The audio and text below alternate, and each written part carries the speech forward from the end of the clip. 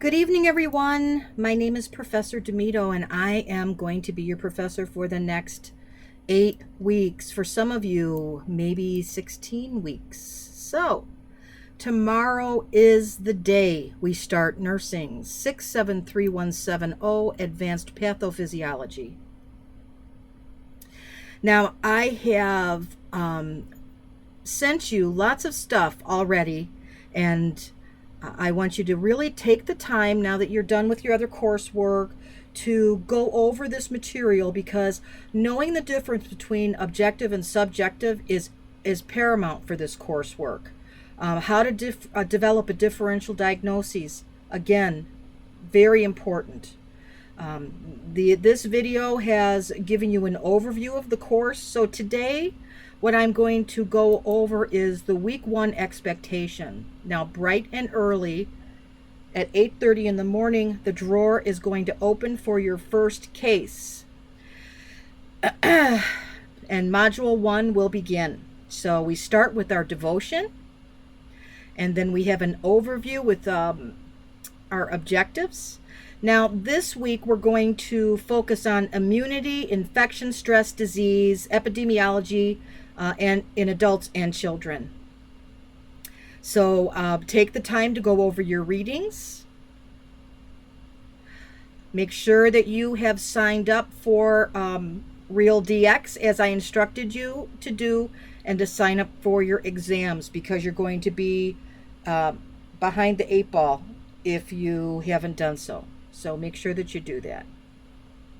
Class introduction forum is due Wednesday by midnight, and then here we have our week 1 and 2. So you're working on the same cases for 2 weeks. It's just different pieces.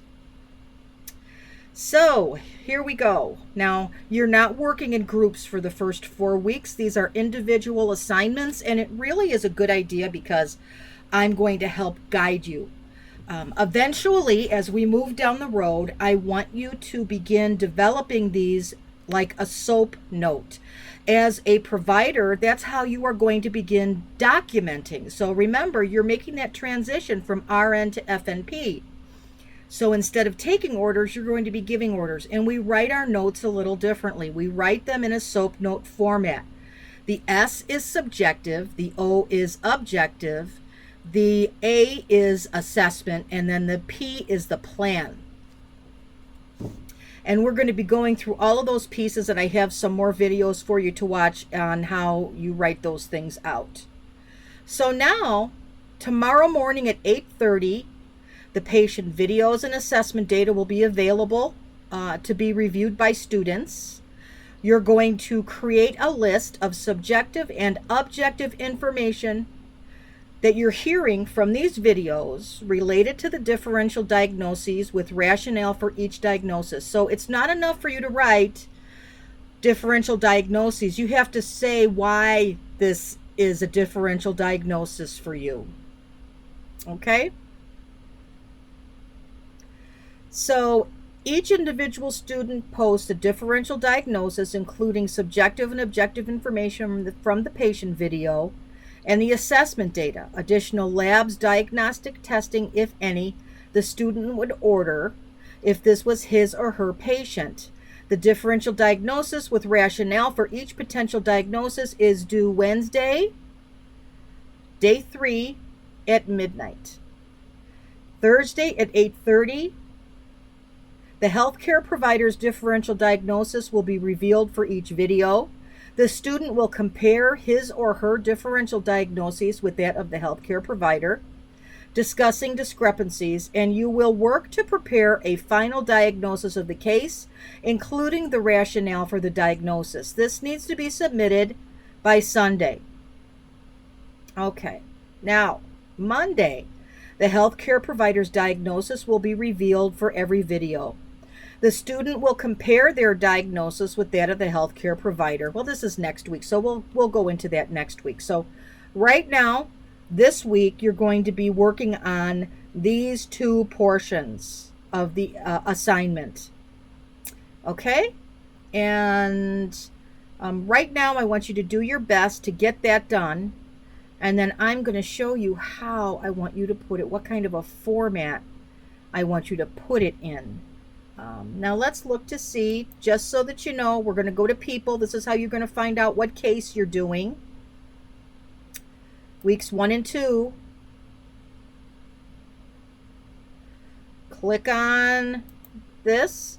And so Noelle and Emily, you are group 2. Jasmine and Bethany, you are group 3. I'm going backwards. Darshna and Rihanna, you're in group 1. So those are the cases. Oh, we've got Heather here. I've got to put Heather somewhere. So let's see. Where am I going to put Heather? We'll put you in group 2, Heather.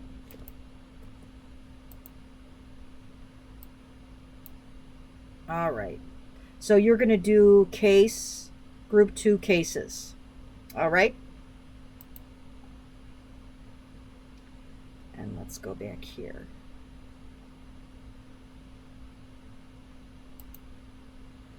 Now, remember, I strongly encourage you to check on the page daily, because especially at the beginning of the course, I am giving out tons of information. And I want you to be open with me. Reach out to me whenever you need.